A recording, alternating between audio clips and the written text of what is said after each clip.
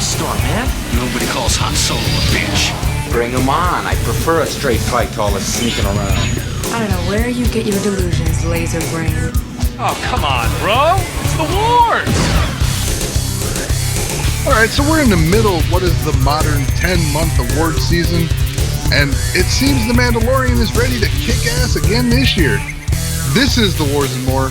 I'm Joe, and of course with me is my good buddy Doug. Hey Doug, how you doing this week? Doing pretty good, Joe. How are you doing? I'm doing all right.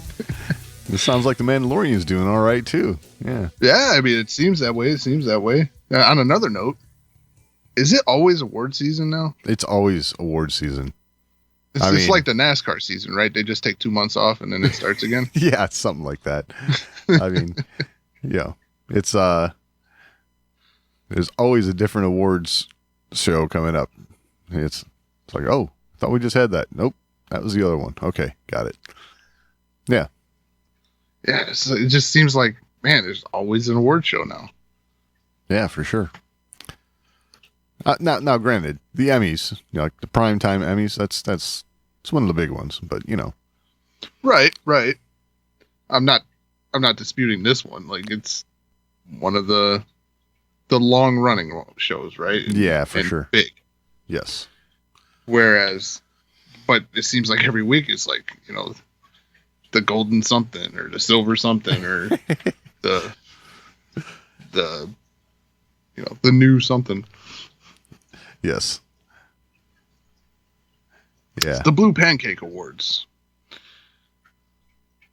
That's interesting. Okay.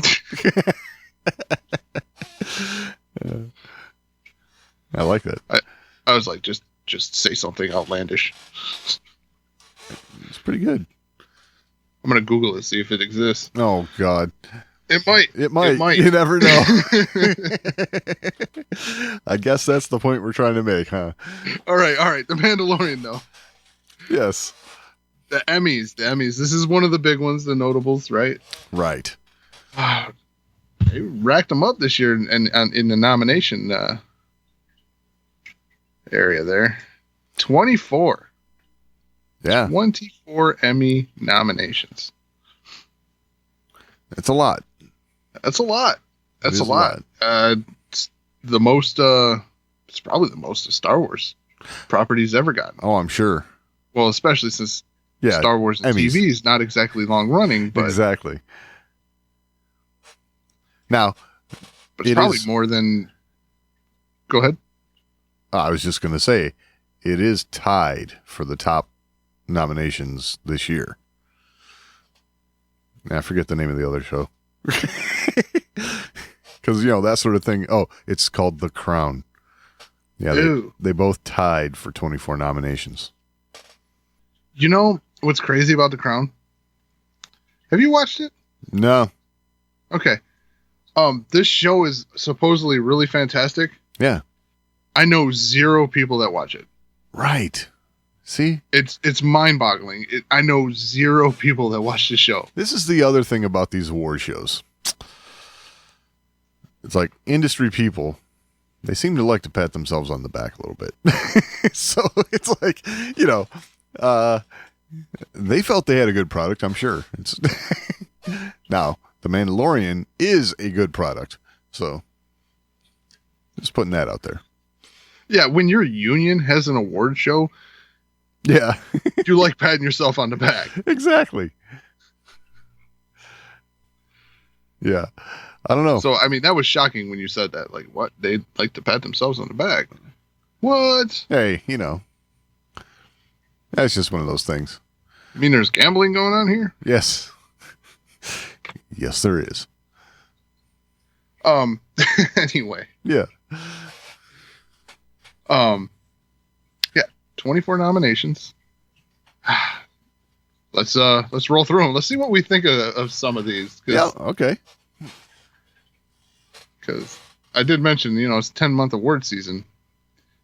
Then you hear some of these categories, you're like, that's a category? Yeah, exactly.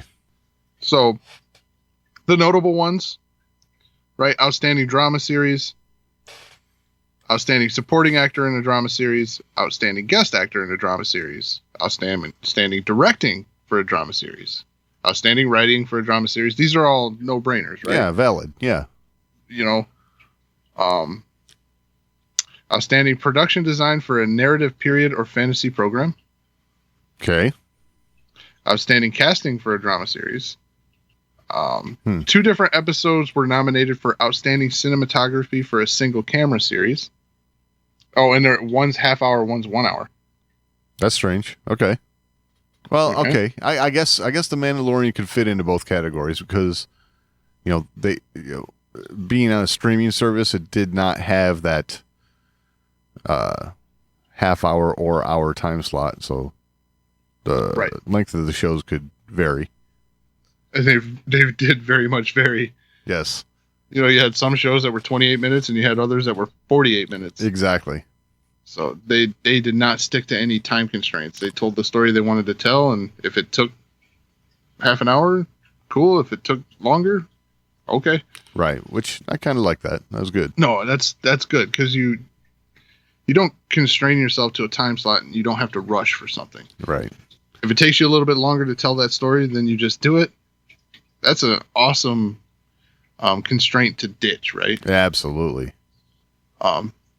This is why streaming is doing what it's doing. Oh yeah, for sure. It's taking off a lot of the shackles of, You've got running in a TV time slot. You've got 22 or 44 minutes. Go. Right. Yeah. Go. We got ads to put in there, people. That's right. So continuing on, outstanding fantasy / sci-fi costumes. Okay. 4 episodes were nominated for the category of outstanding single camera picture editing for a drama series. Dang. You'd think they could afford more than one camera. Just saying.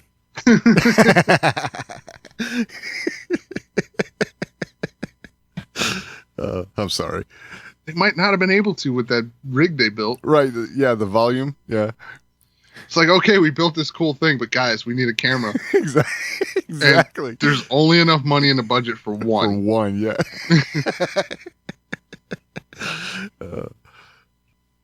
If you need multiple angles, you're just going to have to do it again. Exactly. So outstanding period and or character hairstyling. Hairstyling? Okay. Okay. Okay. I'm just throwing this out there. Whose hair are we talking about? Because it's not Mando's. Bill Burr's. Yeah, it's not his. Or Tamara Morrison's.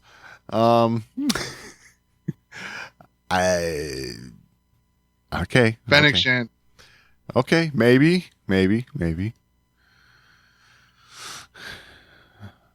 There's always Cara Dune, but shh. I think honestly it's going to be Fennec Shan because she was kicking the crap out of everyone and that hair was just oh yeah, it stayed in place. Yeah. Still perfect. Right. Oh, it's Grogu's hair. Got it. That's it. Oh, it could be. Yeah, he's got the little stubble going on. It could be, and if it is, it's hands down going to right. Yeah, they say chapter 16, the rescue. Oh, well then it's Luke's.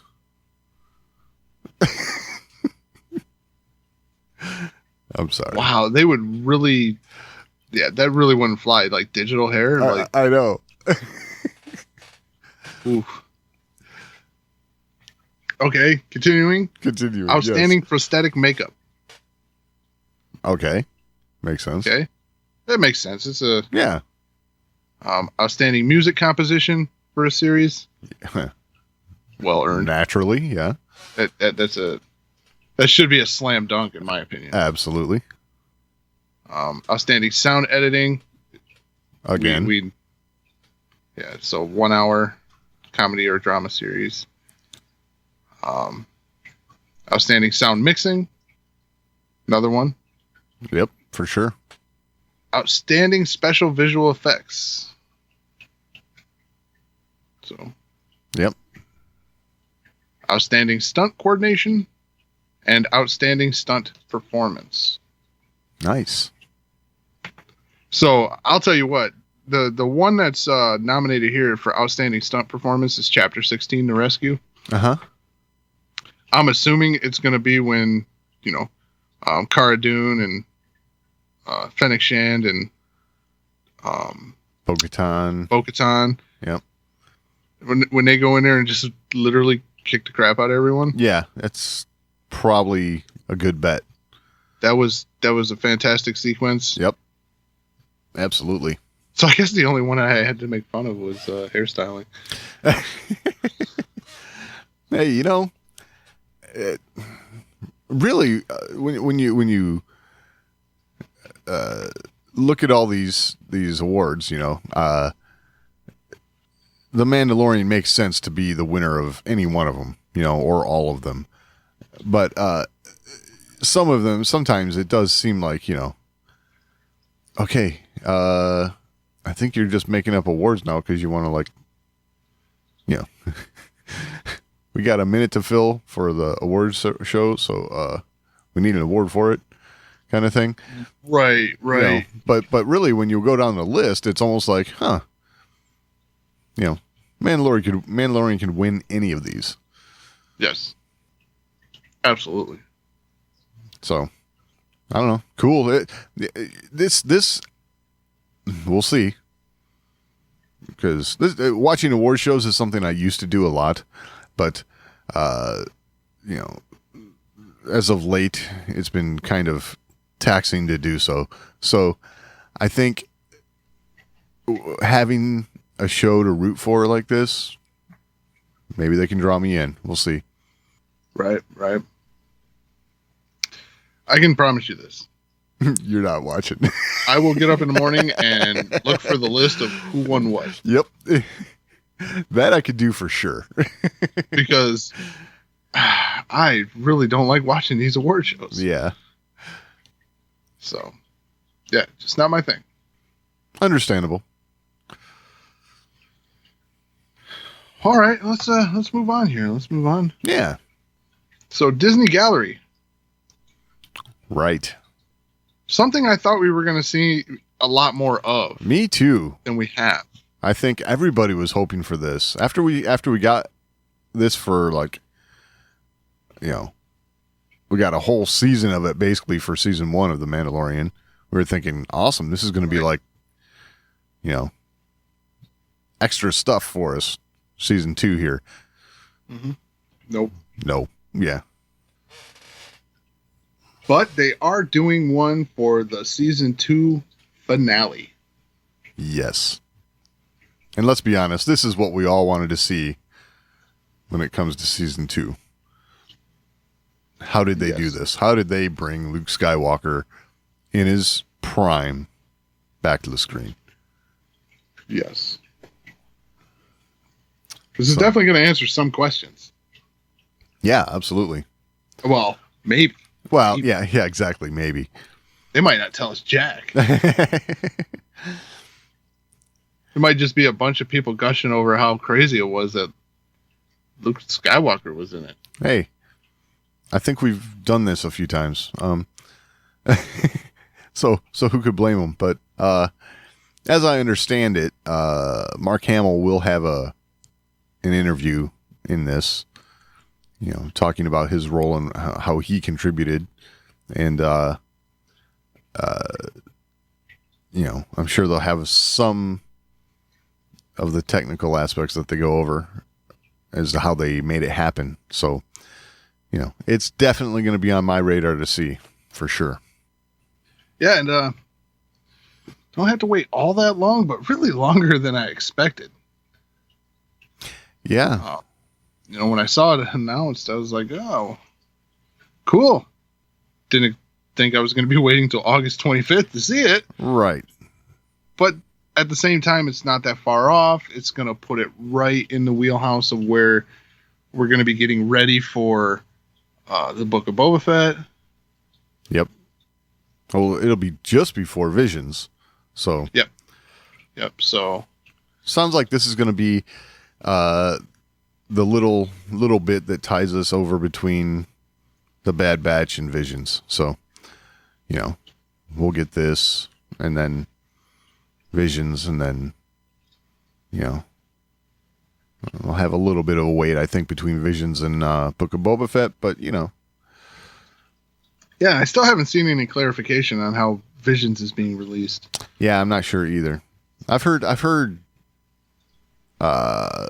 conflicting things about that too.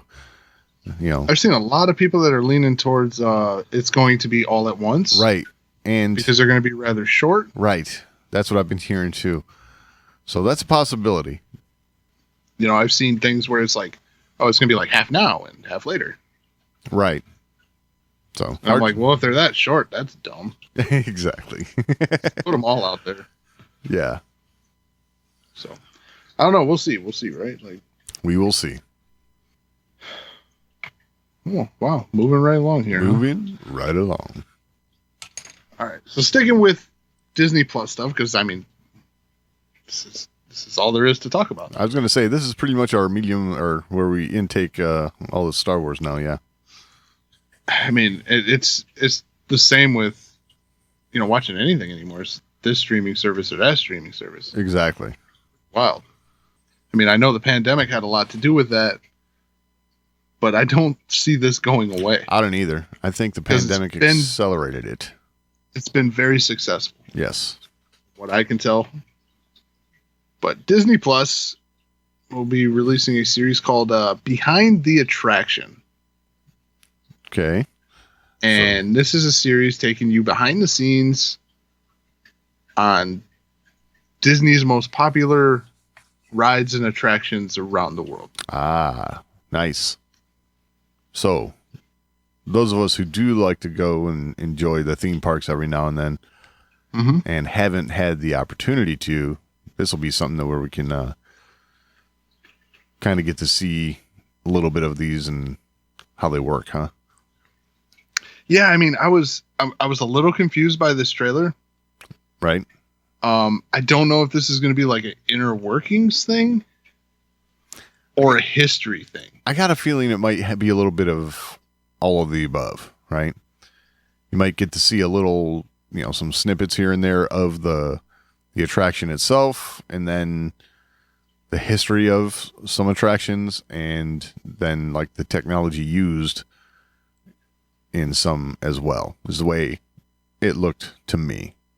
So yeah, and the first part of this trailer is very, very heavy Star Wars attractions. Right.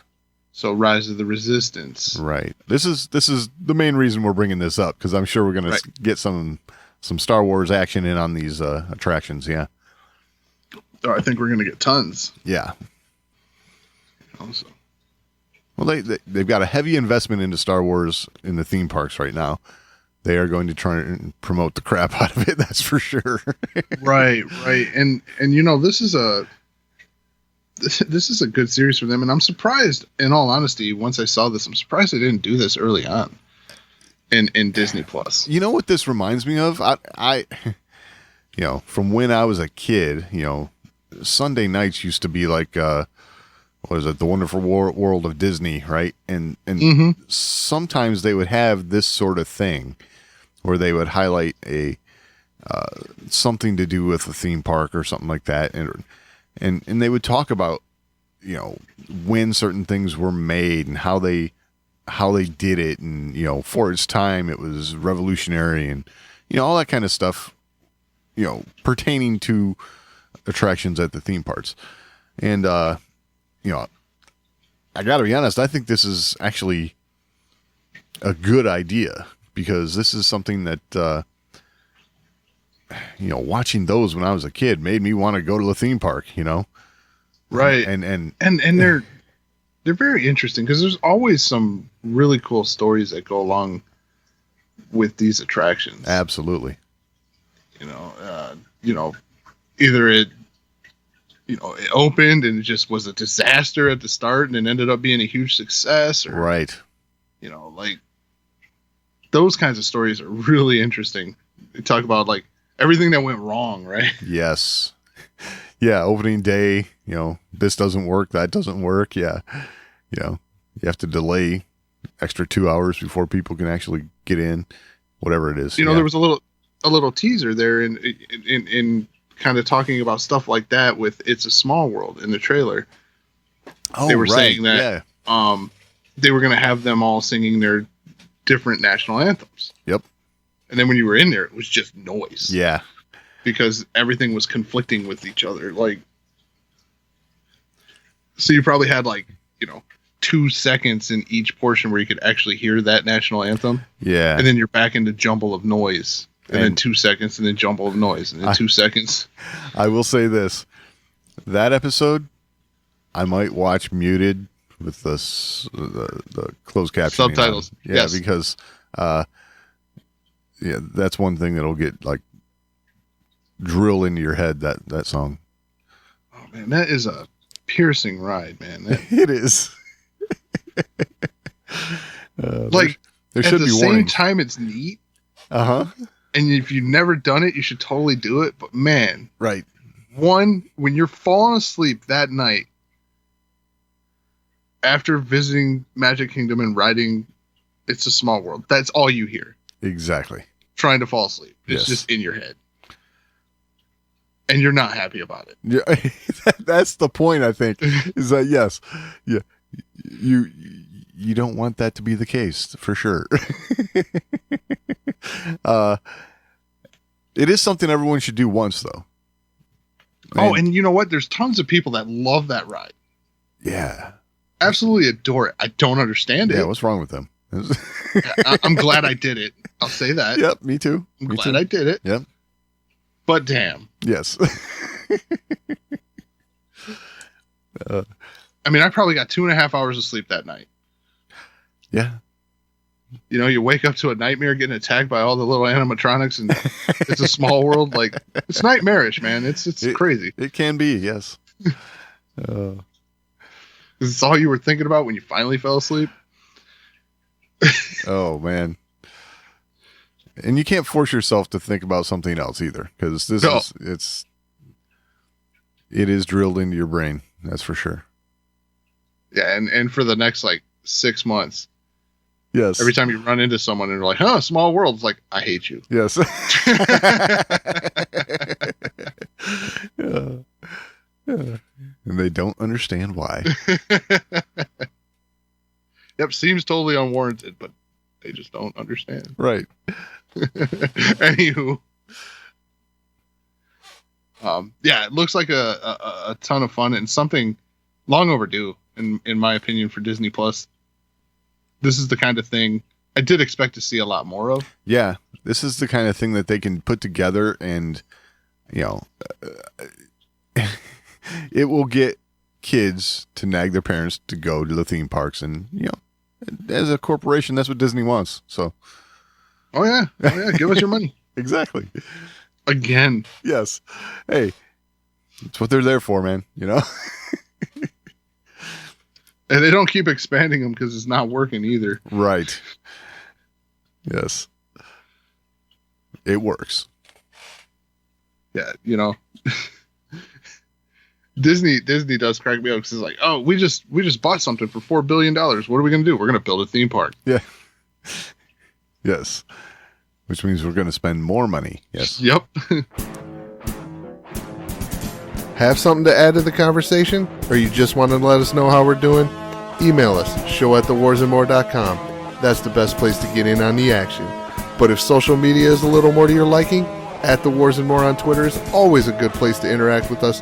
And we're also on Facebook, facebook.com/TheWarsandMore. And of course, your portal to this and everything else, The Wars and More, is thewarsandmore.com. All right. Time for the Bad Batch. So we're talking season 1, episode 11, Devil's Deal. What Bad Batch?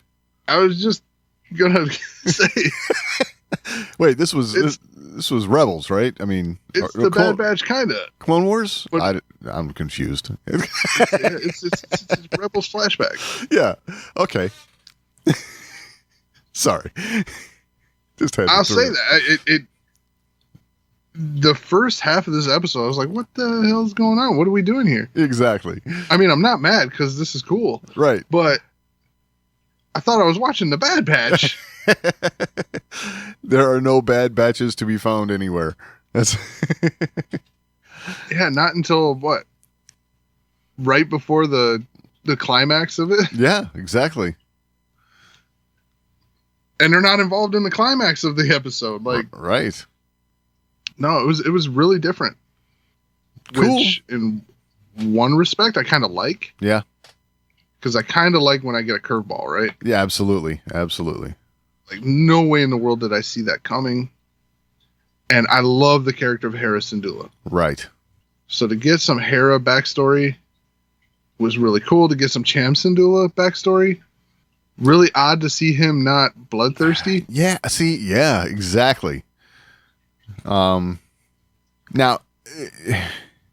it does show that he has his principles, right? Everything that he's been fighting so ferociously for during the Clone Wars, you know, he is looking for this peaceful end. So he's not like Saw Gerrera, where he's just going to fight the system, right? Always going to fight the system. But Cham Syndulla is definitely looking for this peace. Well, the Twi'leks are definitely a war-torn people, right? Oh, for sure. You know, on the scale, you got Mandalorian, Twi'lek, rest of the galaxy. Kind of, yeah. I mean, there's just some planets, that's all they do, fight. Right. One war to the next. Yeah. So, yeah, I could see, like, oh, here's a chance for peace. You know, that's the promise of the Empire. Right. Like, hopefully it works. Yeah. And that's kind of where Cham's at right now. You know, it's what we've been fighting for.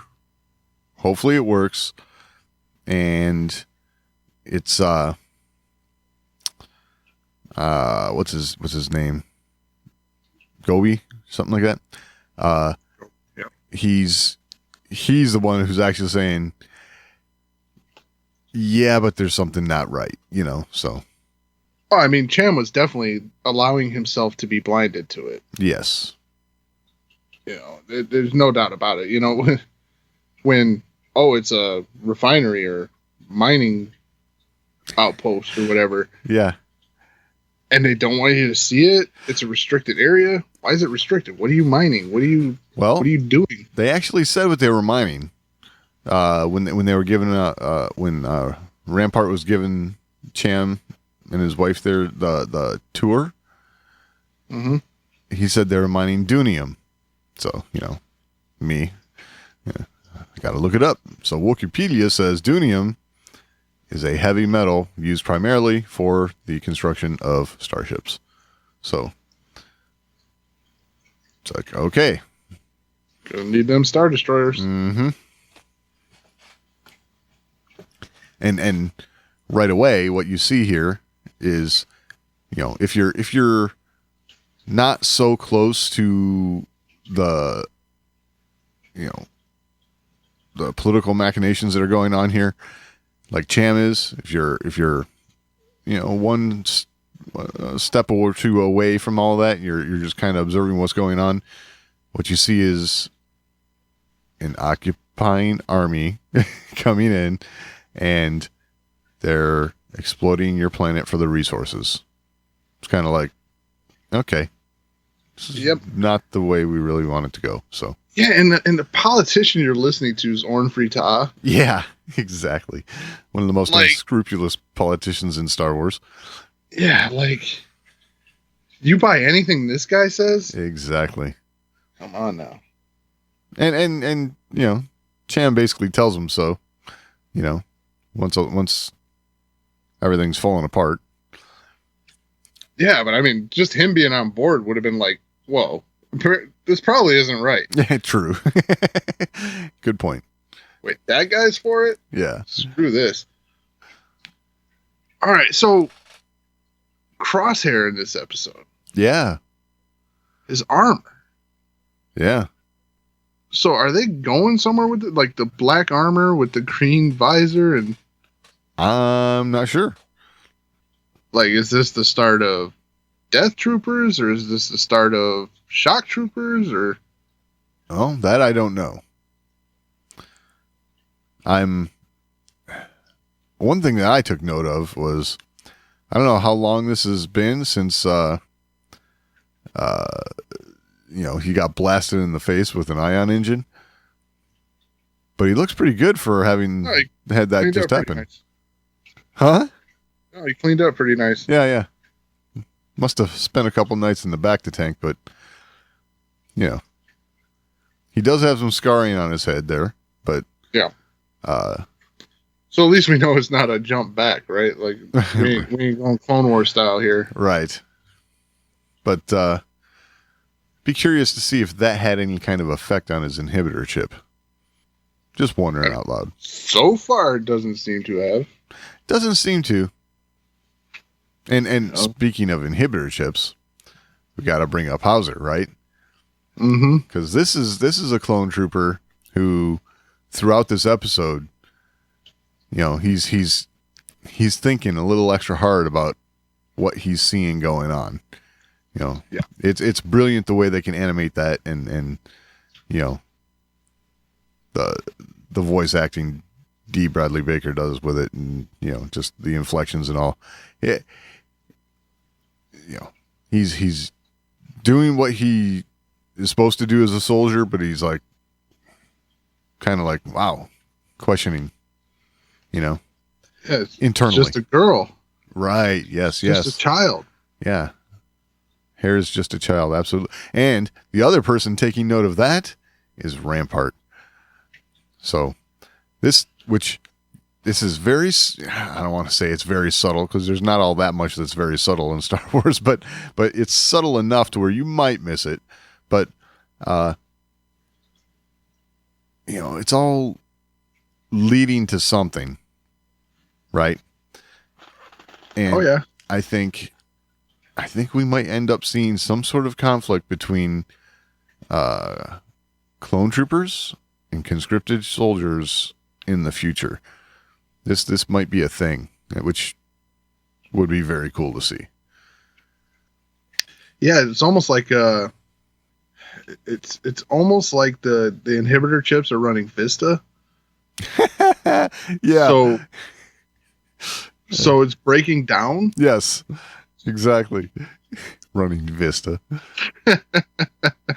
I love it. Yeah, that thing was a pile of crap. Yeah, there's no doubt. Yeah, every now and then it needs a reboot, which... every now and then. You needed to reboot it every day. Yeah, well, apparently they've been doing that for Crosshair, yes, which we have evidence of. So... it's working for him, but it looks like it might be wearing off on some of the other troopers. Right. Well, at least one. Yeah, but I mean, so, Hauser looks like... you have to figure, right? It's kind of like with Vista. He's probably, he seems like a trooper in charge, right? He's like the leader of a regiment or whatever, and he is probably one of these Gen 1 clone troopers, right? So this chip's been, running this software in his head for longer than a lot of the other troopers around him. So, and maybe those other ones have been, they've had patches applied since. You never know. So, yeah, and he's just suffering from bit rot. Exactly. So, I have a feeling we're going to see something. I think we're getting set up here for something to happen, right? Because we do see Cham Syndulla in Rebels. We don't see Hera's mom, so I got a feeling something. Oh, I totally bad's thought that's going where there. this episode was going. Oh, right. I think we still might see that. But yeah, next episode I think is called Rescue on Rylos. So yeah, yeah, maybe a partial rescue. I yes, and I got a feeling that we're gonna see the actual Bad Batch playing a larger role in that one. Yes, I got a feeling this is where Hera doesn't have such a bad taste in her mouth about clone troopers like Kanan does. Right. Right. A lot of this stuff is going to play right into what we saw directly in Rebels, I think. So, which makes sense. I mean, this is it's all these characters, but yeah. So you talked about D. Bradley Baker's voice inflection, and just mentioned Rebels. yeah, I was kind of taken aback to find out that Vanessa Marshall returned to voice Hera in this. Oh, when I found that out, I was blown away. Yes. Because watching the episode, I was like, oh, I wonder who voices Hera. Yeah. Watch the credits, and it's like Vanessa Marshall is Hera Syndulla. I'm like, get out of here. Yeah. Now, she can either pitch her voice up to play a younger character very well, or there's some processing on it. And then the French accent is, I bought it. So, right. And that does camouflage sure. pretty well as well. But I'll say this, she can definitely pitch her voice up and down. I saw her in Kyle Newman's live stage show, Right. and the few voices she did in that, it was all over the place. Okay. And someone was like, whoa, that came out of her? Awesome. She's got skills. Yeah. Yeah, totally. She's got skills. And it was very impressive to see this and hear, and when you watch it again, you're like, okay, I can pick up some Vanessa Marshall in there. Yeah. But at first I was blown away. I did not believe when I first read that was her. I have to say, this was a much, I don't want to say better, but okay, much better performance out of her than when we saw young Kanan. And I thought, wow, that's like grown-up Kanan's voice on a little kid Kanan. Yeah, it definitely had its moments. Yeah. I didn't think the Kanan voice was that bad. It got to me for some reason. It did, but Yeah, it didn't bother me. But yes, I mean it definitely is a much more convincing performance. right, for sure. But yeah, I mean the Kanan one didn't bother me. That's I did see on the interwebs here that it did bother a lot of people. But I was not one of them. I didn't care. Okay. I like the idea of letting people carry on their character. Right. Yeah. Well, that's it's kind of a tradition in Star Wars. So I do appreciate it for sure. So we do actually end up getting to see the Bad Batch in this episode. Yes. It turns out they're gun smugglers. That's. I mean, they're a jack of all trades right now, right? Yeah, for sure. Whatever Sid's got going, Yeah. they're doing it. But during this transaction, Hera gets to meet Omega, which I think this is going to be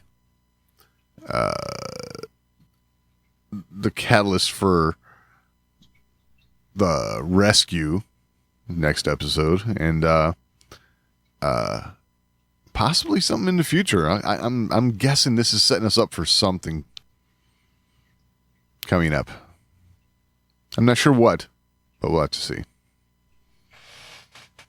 Yeah, I mean, they're definitely doing a good job of weaving these character building moments for characters you did not expect to see. Exactly. In everything they're doing right now. We've seen it in The Mandalorian. Oh, yeah. I think, I'm not sure what show this could be on, but I almost think that we're going to see Omega later on down the road in the Star Wars timeline somewhere.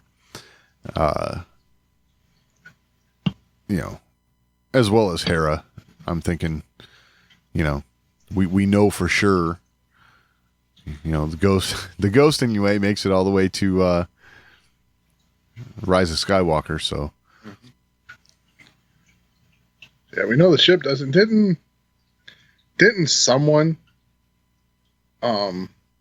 confirm that Hera was piloting the Ghost? I think I remember hearing that. I just can't say how, where, or from who. But I that sounds right to me. Yeah, I swear someone somewhere confirmed that. Yeah. And that's all they confirmed, Yeah. was that Hera was piloting the Ghost. Yeah. That's that. There was nothing about Zeb or Right. Ezra, or anyone.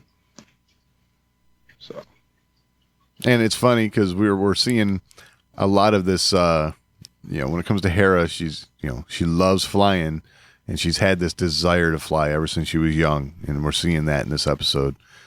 You know, yeah. and you know, you can appreciate that as, because, you know, when you're young and you're dreaming of doing something, you know, and you can maintain that love of whatever it is all the way through adulthood, you know, that's kind of like a, you know, a unique thing, you know, and it's cool. But Yeah, this is the second time that this has happened to me with a Disney Plus series. You know, I get these moments where I'm like dying to get Chris Land to watch this, right? Like, she's always behind. She always catches up, right. but she's always behind. And when I'm watching it, she's like, "No, I'm not doing this every week like you do, and watching it multiple times. No." Right. She does it when she gets to it. Yeah. But this is one of those moments where it's like killing me to get her to watch this because she loves Hera so much. Oh yeah. You know, she loves that character so much. And it happened with The Mandalorian when they brought Ahsoka in. She loves Ahsoka. Oh yeah. And I'm just sitting there like, you gotta watch. Like, seriously, it's literally one of your favorite characters. Yes. And this episode, if you are a Hera Syndulla fan, which I am, it was fantastic. Absolutely. You know, I love seeing that youthful, you know, dreaming of flying and all that for Hera, because that's shown through her character throughout her entire arc. Her love of flying. Yes. You know, and this probably showcased her passion. The only other episode of Hera that rivals this is when she got to fly the B-Wing, right? Right. Yes. So this is this is the only episode that rivals those. Yeah. Makes sense. Like, you know, between Rebels and the Bad Batch. yeah. You know? Yeah. So I like that they show those, you know, character, what's the word I want to use? Like intricacies, right? Like, Yeah. Like, what makes each character unique? yes.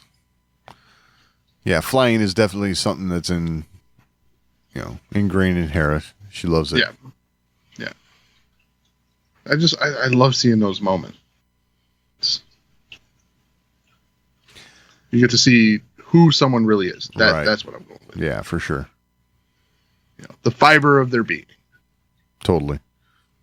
All right. So one other thing I wanted to talk about with this episode. Yeah. The last 2 weeks, we've mentioned the use of stun weapons. Ah, yes. This week was no different. It's a true statement. Yeah. The bad guys shoot to kill. The presumed good guys stun. Yes. Yeah. Now, yeah, go ahead. after multiple viewings, there was one character on Cham Syndulla's team that you saw shooting to kill multiple times. Okay. And it was his wife. Oh, really? Really. Okay. Interesting. She fired absolutely 0 stun shots. And she fired the only actual blaster bolt that connected with a clone trooper. Okay. So Interesting. I kind of feel like they're setting her up to be a bad guy. Okay. Because that's the only people that shoot to kill are bad guys. Well, it's interesting that you say that. I mean, because if you recall back to Rebels, Hera and Cham do meet up again, and you could tell there's bad blood between the two of them. Mm-hmm. And we really didn't quite get that whole story in Rebels. It had something to do with Hera's mother and the cause and all that, but that'd be an interesting take on it, or interesting turn. Huh. I mean, I'm saying that semi-facetiously. Sure. Just because, like, last week I was arguing you. Nah, I don't think they're doing that. I don't think they're, watering war down at all or anything like that. Right. No, they are. Well, it's funny because, from our conversations before, what I'm reminded of when I was a kid, there was the G.I. Joe cartoon. Mm-hmm. And it's like every airplane that blew up, helicopter, whatever it was, you always saw like the parachuting pilot after it blew up, right? It's right. Like no one ever, got smoked in that cartoon. Here, we do still have like, Crosshair. That's a brutal blow right to Orn Frita's head. So, oh yeah, which apparently was done on purpose not to kill him, because Rampart does say it's an attempted assassination attempt from Cham Syndulla. I don't know if you caught that, but yeah. Clearly, that was a regular old blaster bolt from Crosshair. Oh, sorry. So you believe he's not dead? Correct. Orn Frita is not dead. Correct. There is a scene where, Cham Syndulla and crew are being, they're getting the binders put on them when they're hauled away. And you see him on the gurney kind of thing. Yeah. On the lift. Yeah. And his hand's moving. So I'm guessing he's still. I did not notice the hand alive. moving. I thought it was just kind of morbid that they're just wheeling him out of there right now. Right. Like they were totally ready to just cart this dude off. Yeah. Okay. But, so clearly what we have here is, yes, the bad guys shoot to kill. And of all people in Star Wars, we have Cham Syndulla stunning clones. I mean, the way, I don't know, he worked with the clones for so long. I could see, I guess, why he's stunning them. He doesn't want to kill anybody, right? But he's making a choice. When it comes to, he finds out that Orn Frita and the Empire are basically just deciding that Hera's guilty, no trial, and he decides, okay, I'm going after her, which means he's going against everything that he just spoke out for. Why not just go all in? Yeah, and especially with what we've seen of Cham Syndulla in the past. Exactly. By any means necessary, he's going to do what it takes to free Ryloth. When he was in battle in Rebels, yes, there was no, we got to make sure we don't hurt anybody. But at the same time, don't take me the wrong way. I'm not a fan of, excess or graphic death in Star Wars, right? No, it's no. not. It's not like what it's that. supposed to be. No, it's not how Star Wars has ever been. But this does seem like a subtle softening of war. Yeah, it seems overdone. Yes, the amount of stunning that's going on is overdone. Agreed. Like what does the one fighter that gets into the transport there? What does she have to gain by stunning? Agreed. She's taking over the transport, and in that scene where she takes the blaster from the clone trooper, you actually see her flip the weapon to stun and then stun the trooper. I mean, it's and she's there. Among the group that are like, before they even get there, willing to stand up against the Empire. Yes. So there's no kinship there. Right. They're like, are they looking for an easier trial? I don't know. I don't know either. It's They're like, hey, look, we didn't kill anyone. Yeah. Except for Hera's mom there. Right. And it's the Empire, right? I mean, I know the Empire's new and all that kind of stuff, but, if you embarrass them by stunning their troopers and taking over the transport and things like that, it's almost worse.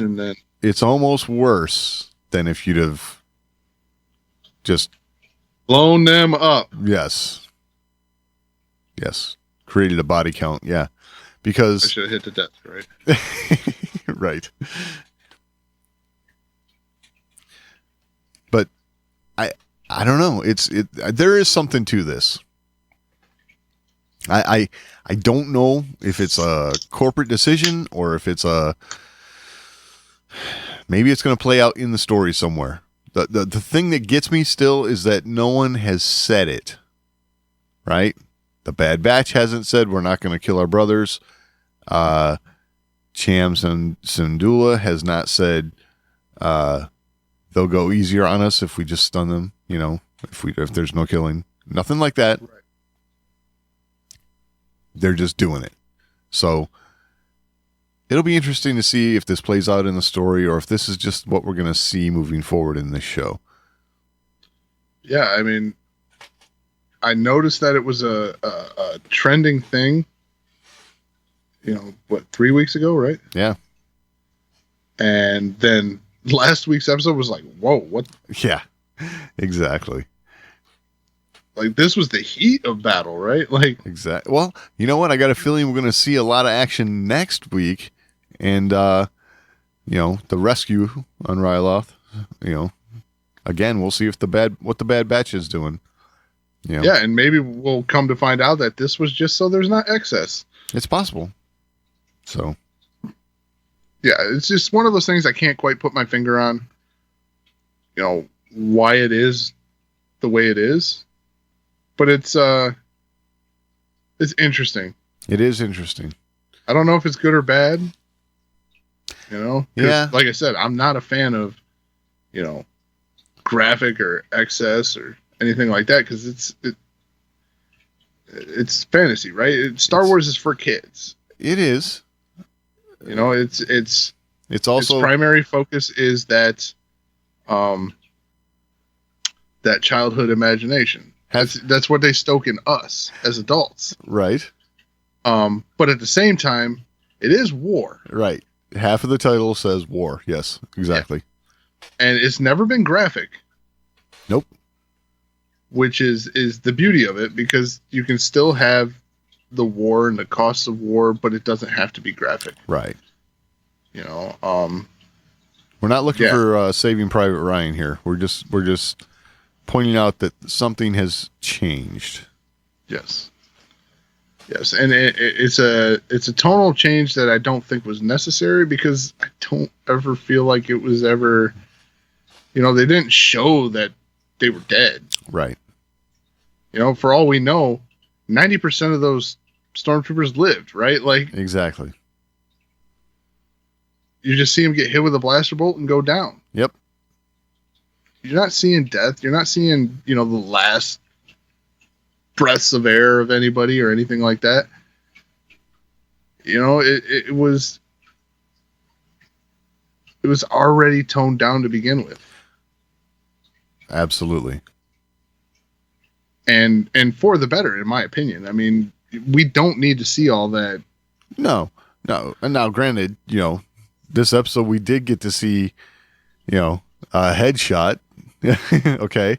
And there were times back in the Clone Wars where we actually got to see lightsabers going through people and things of that nature that Heads removed. Right.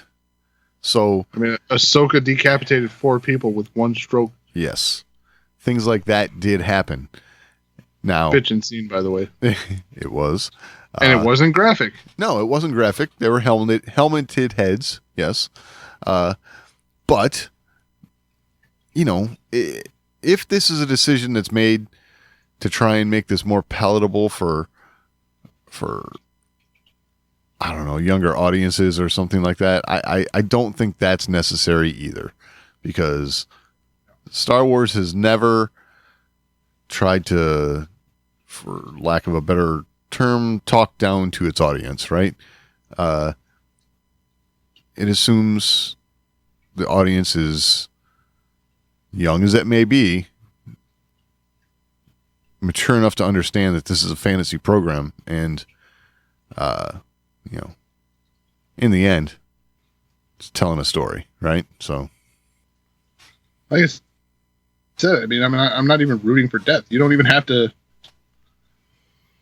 Just why go to stun for all this? Like, the blaster bolts never were. Yeah. Yeah. I mean, this is.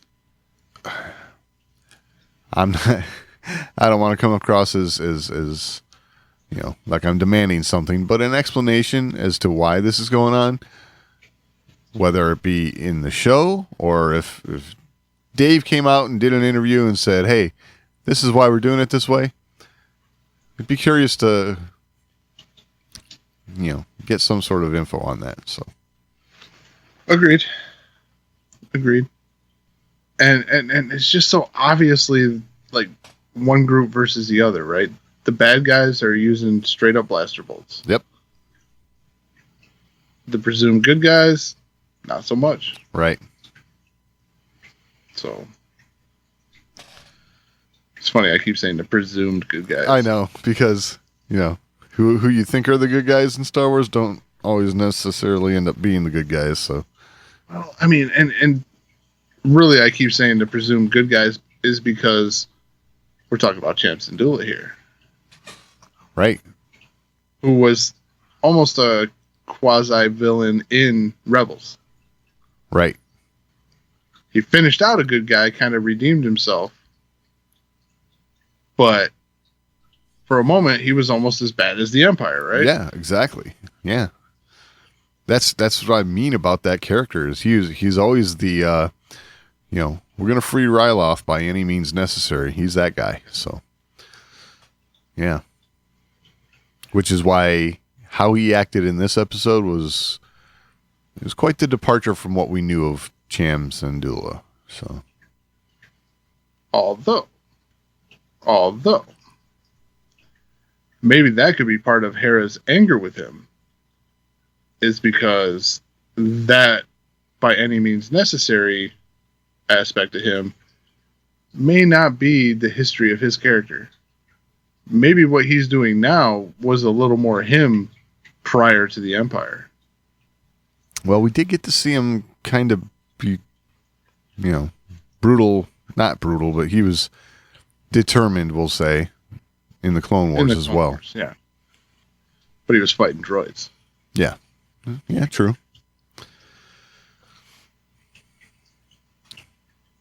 So you're not going to go stunning droids. Like, oh, yeah, we can't kill droids. True.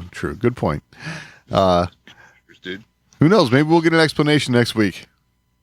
We'll see. Yeah. I doubt it, Yeah, me too. but I think this is going to remain a mystery for all time. All right. Well, if you have anything to add to the conversation, you can always email us, show@thewarsandmore.com. It's the best way to get a hold of us. We're also on social media.